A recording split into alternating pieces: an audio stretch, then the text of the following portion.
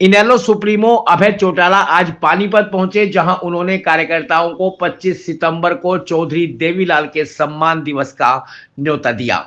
इस मौके पर मीडिया से बातचीत में उन्होंने कहा कि हमने अपना पूरा संगठन नया बनाया है, जिसमें सभी युवा कार्यकर्ताओं को जोड़ा गया है, जिससे पार्टी और मजबूत हुई है। इस मौके पर अभय चौटाला ने जेजेपी और कांग्रेस पार्टी पर निशाना साधा। बोले, बीजेपी की दूसरी बार सरकार दुष्यंत चौटाला ने बनवाई और तीसरी बार भूपेंद्र हुड्डा ने। 75 पार का नारा देने वाले बीजेपी की गोद में बैठ गए और प्रदेश को लूटने का काम किया, लेकिन जनता ने उनका सफाया कर दिया। अभय चौटाला बोले, भूपेंद्र सिंह हुड्डा बेनकाब हो चुके हैं। प्रदेश की जनता जान चुकी है कि उन्होंने किस षड्यंत्र के तहत भारतीय जनता पार्टी की मदद की। जिस प्रकार जनता ने जेजेपी का सफाया किया, अब उसी प्रकार प्रदेश की जनता कांग्रेस पार्टी की सफाई करके इंडियन नेशनल लोकदल की सरकार बनाने का काम करेगी। वहीं अभय चौटाला ने प्रदेश के मुख्यमंत्री नायब सैनी को एक बार फिर से डमी उम्मीदवार बताया। बोले, इसे जो लिख कर दिया जाता है वह उसे पढ़ देते हैं। हमने 25 तारीख को चौधरी देवीलाल जी का सम्मान दिवस मनाना है। जहां तक पार्टी का सवाल है, हमने अपना सारा संगठन नया बनाया और नया संगठन जो बनाया वो बूथ के स्तर तक बनाया। पिछले 1 वर्ष से लगातार हम संगठन में लगे हुए थे।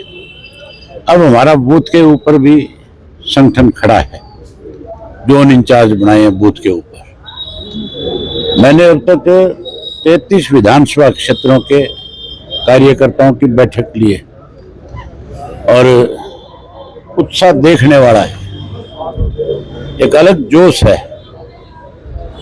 और मुझे लगता है कि ये जो सम्मान दिवस है एक नया संदेश देगा पूरे देश को भी, प्रदेश को भी। आज लोगों को एक बात अच्छी तरह से पता लग चुकी है कि भारतीय जनता पार्टी की दूसरी सरकार तो बनाई थी जेजेपी के लोगों ने, जो 75 पार का नारा देते थे, गोद में बैठ गए, 5 वर्ष प्रदेश को लूटा, उनका तो पूर्ण रूप से सफाया कर दिया। और अब जो तीसरी सरकार है ये बनाई है भूपेंद्र सिंह हुड्डा एंड पार्टी ने। अब उसका भी असली चेहरा बेनकाब हो गया। हर आदमी को पता है कि किस तरह से भूपेंद्र सिंह हुड्डा ने षड्यंत्र के तहत बीजेपी की मदद करी और उनकी सरकार बनी। इसलिए अब लोगों ने एक फैसला कर लिया कि जैसे बीजेपी जेजेपी का सफाया किया, इसी तरह कांग्रेस को भी साफ करेंगे और इंडियन नेशनल लोकदल पार्टी को फिर से संगठित होकर के सत्ता में लाने का काम। विधानसभा में काम रोको प्रस्ताव ले आई कांग्रेस।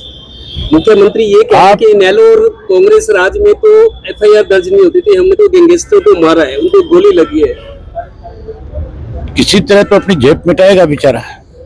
डम्मी जो आदमी होता है उसको जो लिख करके दे दिया जाता है वो पढ़ दिया जाता है।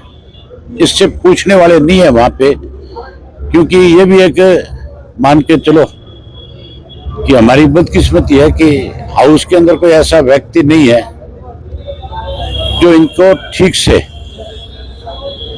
एक एक आंकड़े के साथ तसल्ली करा दे।